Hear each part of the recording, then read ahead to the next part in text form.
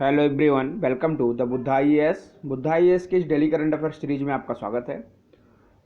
आज हम बात करेंगे एक इस नए वीडियो में 10 जून के करंट अफेयर्स की, और इसके साथ साथ हम कुछ स्टैटिक्स जीके भी करते हैं।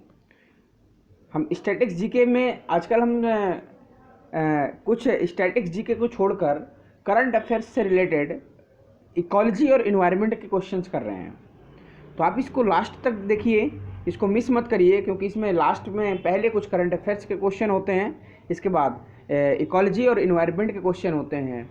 यूपीपीसीएस का नोटिफिकेशन आ गया है ताकि और इससे आपकी रिवीजन भी होगा, और हम अपनी एक नई सीरीज लेकर आने वाले हैं मॉक टेस्ट की। इकोलॉजी और इन्वायरमेंट और ज्योग्राफी का मॉक टेस्ट होगा आपका, तो आप इसको मिस मत करिए। अगर आप यूपीपीसीएस देने जा रहे हो, या फिर यूपीपीसीएस में आरओ और एआरओ देने जा रहे हो, या फिर आप यूपीएससी भी देने जा रहे हो, सारे प्रतियोगी परीक्षाओं के व्यू से आप, ये बहुत इंपॉर्टेंट है, तो आप इसको पूरा देखिए, मिस मत करिए। तो शुरू करते हैं हम आज का करंट अफेयर। कल आपका एक अभ्यास प्रश्न पूछा गया था आपसे कि निम्नलिखित में से नोबेल गैसों में से कौन सी वायु में नहीं पाई जाती है?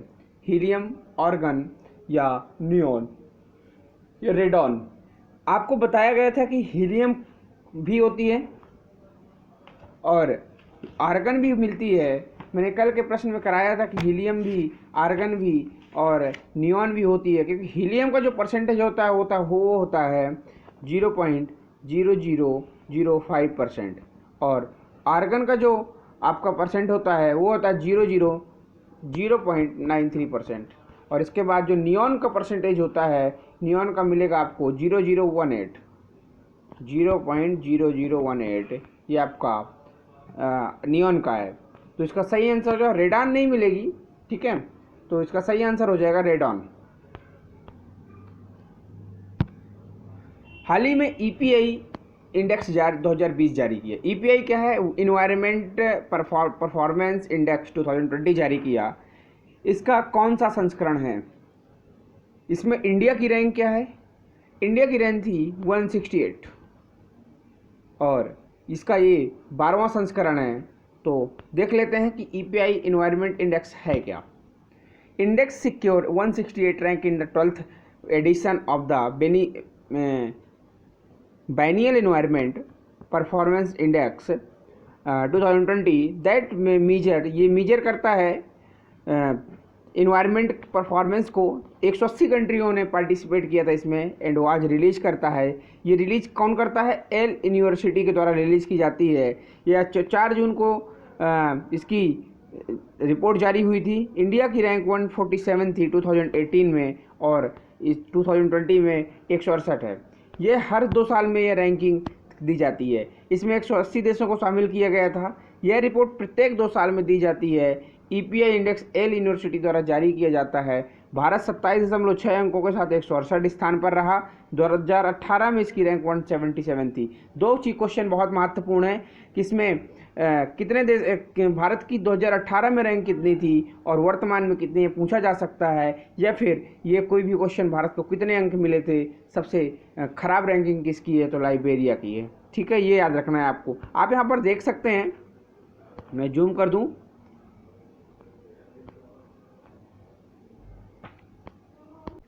अब टॉप 10 कंट्रीज को देख सकते हैं। पहला है डेनमार्क, इसको 82.5 नंबर मिले हैं। दूसरा है लग्जमबर्ग, तीसरा है स्विट्जरलैंड 81.5, ये चौथा है यूनाइटेड किंगडम, 5वें में फ्रांस। यानी ये यूरोप के देश हैं, Denmark, Luxembourg, Switzerland, United kingdom, France. और इसके बाद है Austria, Finland, Sweden, Norway, Germany. हम कह सकते हैं कि यूरोप की कंडीशन बेहतर है। ठीक है, अगर हम बात करें और देखें लास्ट 10 की बात करें, तो लास्ट 10 में आप देखिएगा कि ये देखिए, सबसे लास्ट में तो है आपका लाइबेरिया, 180 रैंक है इसकी। म्यांमार की, इंडिया का पड़ोसी Myanmar 178, Afghanistan 178, 179, Sierra Leone 177, Cote d'Ivoire 176, Guinea 175, Madagascar 174, Solomon island 172, Chad 172। ये भी कह सकते हैं कि जो अफ्रीका है, अफ्रीका के देशों की कंडीशन बुरी है। बुरुंडी, इंडिया 168 में आता है, घाना 168। इंडिया के और पड़ोसी देशों की बात करें हम, तो देख सकते हैं हम यहाँ पे यूएसए की रैंक कितनी थी, तो यूएसए की रैंक 24 है, 17 भूटान, 120 चीन और 142 पाकिस्तान, 162 बांग्लादेश। ये अदर देशों की रैंकिंग है, अपने पड़ोसी देशों की, यानी एशिया की कंडीशन और अफ्रीका की कंडीशन में बहुत बुरी है। तो इस पर हमको सुधार लाना होगा इस इंडेक्स। और नेक्स्ट ईयर जब 2020 में, अब कब जारी की जाएगी, ये 2022 में जारी की जाएगी। याद रखना है, एल यूनिवर्सिटी के द्वारा जारी की जाती है रिपोर्ट। वेद मारवा, जिनका हाल ही में निधन हो गया, वे किस राज्य के राज्यपाल थे? वेद मारवा है, मणिपुर के भी थे, झारखंड के भी थे, मिजोरम के भी थे। सही आंसर हो जाएगा उपर्युक्त सभी। और यहाँ पे जो मणिपुर में कुछ जनजातियाँ पाई जाती हैं, मणिपुर की बात करें हम, तो मणिपुर की बात करें तो मणिपुर में कुछ जनजातियाँ हैं, जैसे कि कुकी। जो कुकी जनजाति है मणिपुर में जाती, कुकी, नागा, अंगामी। जो इम्पोर्टेंट है कुकी, अंगामी, और इसके बाद एक है मैटी। ये मणिपुर की जनजातियां हैं। अगर हम एक बात करें कि झारखंड की जनजातियों की, झारखंड में बड़ी इंपॉर्टेंट जनजातियां हैं, संथाल विद्रोह भी हुआ था। तो संथाल विद्रोह को भी आपको नहीं भूलना है। तो झारखंड में हुआ था, एक संथाल जनजाति है संथाल। मुंडा भी झारखंड में पाई जाती है। रफ और पेन लेके बैठिए, आप नोट करते रहिए। ओरांव भी झारखंड में पाई जाती है। कोरबा, ये जनजातियां हैं झारखंड की। कोरबा बहुत इंपॉर्टेंट है। गोंड, सौरिया, भूमिज भी झारखंड में पाई जाती हैं। तो ये इतना ही इंपॉर्टेंट है आपके लिए। मिजोरम की बात करें तो मिजोरम में कौन कौन सी जनजातियां हैं? मिजोरम में लाखर, पाओ, मीजो, चकमा, लुसाई, कुकी, ये मिजोरम में भी हैं। चकमा,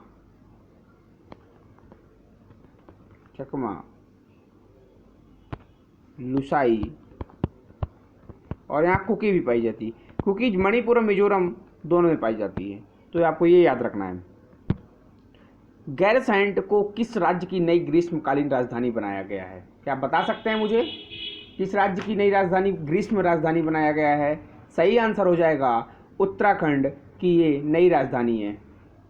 उत्तराखंड की राजधानी, इसका सही आंसर हो गया गैरसैंड। कहाँ की है? उत्तराखंड की। तो आपको ये याद रखना है इसमें से, जो बहुत इंपॉर्टेंट है, पूछा जा सकता है। उत्तराखंड पीसीएस में भी पूछा जा सकता है ये, और भी किसी उत्तराखंड के छोटे मोटे एग्जाम में पूछा जा सकता है। तो एक भी चीज़ें मिस मत करिए। उत्तराखंड में जिम कॉर्बेट नेशनल पार्क है, जिम कॉर्बेट नेशनल पार्क है। और आपका एक और महत्वपूर्ण है वहाँ पे, जो कि टाइगर रिजर्व। और ये भी आपको याद रखना है, जिम कॉर्बेट सबसे पुराना नेशनल पार्क है, जो आपके एग्जाम के पॉइंट ऑफ व्यू से ही नहीं, कई मायनों से भी बहुत महत्वपूर्ण होता है। और जो नगर हैं, पर्वतीय नगर हैं, वैसे तो बहुत सारे मोस्टली हैं उत्तराखंड में, लेकिन जो मोस्टली हैं मुक्तेश्वर और नैनीताल, ये वहाँ के क्या बोलते हैं कि आपके पर्वतीय नगर कह सकते हैं हम, पर्वतीय नगर हैं। उत्तराखंड में एक टिहरी बांध परियोजना भी है, ये भी आपको याद रखना है, इससे भी कंफ्यूज नहीं होना है। भारत ने पहली बार किस देश के साथ वर्चुअल द्विपक्षीय शिखर सम्मेलन का आयोजन किया? यहाँ पे पूछ रहा है कि भारत ने पहली बार वर्चुअल द्विपक्षीय शिखर सम्मेलन का आयोजन किसके साथ किया था? पहली बार किसके साथ किया था? सही आंसर हो जाएगा यूएसए, अमेरिका। हाल ही में ऑस्ट्रेलिया के साथ हुई थी। ये अमेरिका के साथ 3 जून को इसने पहली बैठक की थी, वर्चुअल पहली बैठक। ठीक है, तो आपको इस तरह क्वेश्चंस मिस नहीं करने हैं। हम अब कोविड-19 से कुछ मुक्त होने वाले देशों के बारे में देख लेते हैं। फिजी हुआ है सबसे पहले, फिजी 20 अप्रैल को हो गया था कोविड-19 मुक्त होने वाला देश। पापुआ न्यू गिनी 4 में, इरिट्रिया हो गया 15 में, मोंटेनेग्रो हो गया 24 में, सेशल्स हुआ था, सेंट किट्स नॉक्स हुआ था, और हाल ही में न्यूजीलैंड को भी किया गया है कोविड-19 मुक्त। भारत और किस देश ने बिजली क्षेत्र में सहयोग बढ़ाने के लिए समझौता ज्ञापन पर हस्ताक्षर किया है? तो इसका सही आंसर क्या हो जाएगा? इसका सही आंसर डेनमार्क ने किया है। ठीक है, डेनमार्क ने किया है। डेनमार्क यूरोपीय कंट्री है, और भारत और डेनमार्क के लिए किसके लिए? बिजली क्षेत्र में सहयोग बढ़ाने के लिए। तो बिजली के क्षेत्र में सहयोग बढ़ाएंगे डेनमार्क की कैपिटल है कोपेनहेगन, कोपेनहेगन, और यहाँ करेंसी चलती है क्रोन। डेनमार्क की कैपिटल है क्रोन। शुष्क हवा में नाइट्रोजन की मात्रा कितनी होती है? जो शुष्क हवा हो या हवा हो, नाइट्रोजन की मात्रा होगी 78.08%। ठीक है। ऑक्सीजन होता है 20.95%। वो तो हम अप्रॉक्सीमेटली काउंट कर लेते हैं, क्योंकि वायुमंडल में nitrogen, oxygen, argon, carbon dioxide इत्यादि गैसें उपस्थित रहती हैं। शुष्क वायु में घनत्व के अनुसार सर्वाधिक मात्रा नाइट्रोजन की होती है। Nitrogen 78.08, oxygen 20.95%, argon 0.93%, carbon dioxide 0.038%, neon 0.0018%, helium 0.0005%, या फिर मेथेन हो गई 0.00017%। ठीक है। तो ये चार्ट आपको याद रखना है और आप नोट कर सकते हैं इसको। कई प्रतिरोपित पौधे इसलिए नहीं बढ़ते हैं क्योंकि ये क्वेश्चन है यूपीएससी 2011 में आया था, आईएएस के एग्जाम में पूछा गया था, 2011 में पूछा गया था ये कि कई प्रतिरोपित पौधे इसलिए नहीं बढ़ते क्योंकि नई मिट्टी में खनिज पदार्थ नहीं रहते हैं, अधिकांश मूल रोम नई मिट्टी को अधिक शक्ति से जकड़ लेते हैं, या फिर तीसरा है कि प्रतिरोपण के दौरान अधिकांश मूल रोम नष्ट हो जाते हैं। इसका लास्ट है कि प्रतिरोपण के दौरान पत्तियां क्षतिग्रस्त हो जाती हैं। सही आंसर इसका हो जाएगा कि प्रतिरोपण के दौरान अधिकांश मूल रोम नष्ट हो जाते हैं। क्यों? इसका रीजन क्या है? इसका रीजन है कि अगर जब प्रतिरोपण किया जाता है पौधों का, तो इसका अधिकांश मूल रोम नष्ट हो जाता है। इसका कोई विशेष कारण आपके दिमाग में आ रहा है क्या? नहीं आ रहा है। क्योंकि इसलिए कि कई प्रतिरोपित पौधे वृद्धि नहीं होती है ना, और बाद में पेड़ों की वृद्धि होगी नहीं। जिसका सही आंसर हो जाएगा ये प्रतिरोपण के दौरान अधिकांश मूल रोम नष्ट हो जाते हैं। निम्नलिखित में से कौन सा कार्य पेड़ पौधों का नहीं है? तो पेड़ पौधों का कार्य कौन सा नहीं होता है? निम्नलिखित पर विचार कर सकते हैं आप। CO2 का अवशोषण, शोर का अवशोषण, वायु का अवशोषण, या ऑक्सीजन का विमुक्तीकरण। डिस्क्रिप्शन में देखते हैं। पेड़ पौधे कार्बन डाइऑक्साइड का अवशोषण कर ऑक्सीजन की विमुक्ति करते हैं। इस प्रकार यह वायु को स्वच्छ और पर्यावरण अनुकूल बनाते हैं, न कि यह वायु प्रदूषण का कारण है। विभिन्न क्षेत्रों में सड़कों के किनारे हरे वृक्षों की कतार खड़ी करके ध्वनि प्रदूषण से बचा जा सकता है, क्योंकि हरे पौधे ध्वनि की तीव्रता को 10 से 15 डेसिबल तक कम कर सकते हैं। ठीक है। कितना कम करते हैं? क्वेश्चन यूपीपीसीएस में एक बार पूछा गया था कि ध्वनि की तीव्रता को कितना कम कर सकते हैं? 10 से 15 डेसिबल तक कम कर सकते हैं। तो इसका सही आंसर क्या हो जाएगा? ये वायु का अवशोषण करते हैं। ठीक है। तो इसका सही आंसर है वायु का अवशोषण करते हैं। तो याद रखना है आपको। निम्नलिखित पर विचार करिए। इसका आंसर आपको कमेंट में करके बताना है कि क्या होगा। निम्नलिखित पर विचार करिए। प्रकाश संश्लेषण, श्वसन, जैव पदार्थों का अपचय, ज्वालामुखी क्रियाएं। प्रश्न है कि उपर्युक्त में से कौन सी प्रक्रियाएं पृथ्वी के कार्बन चक्र में CO2 जोड़ती हैं?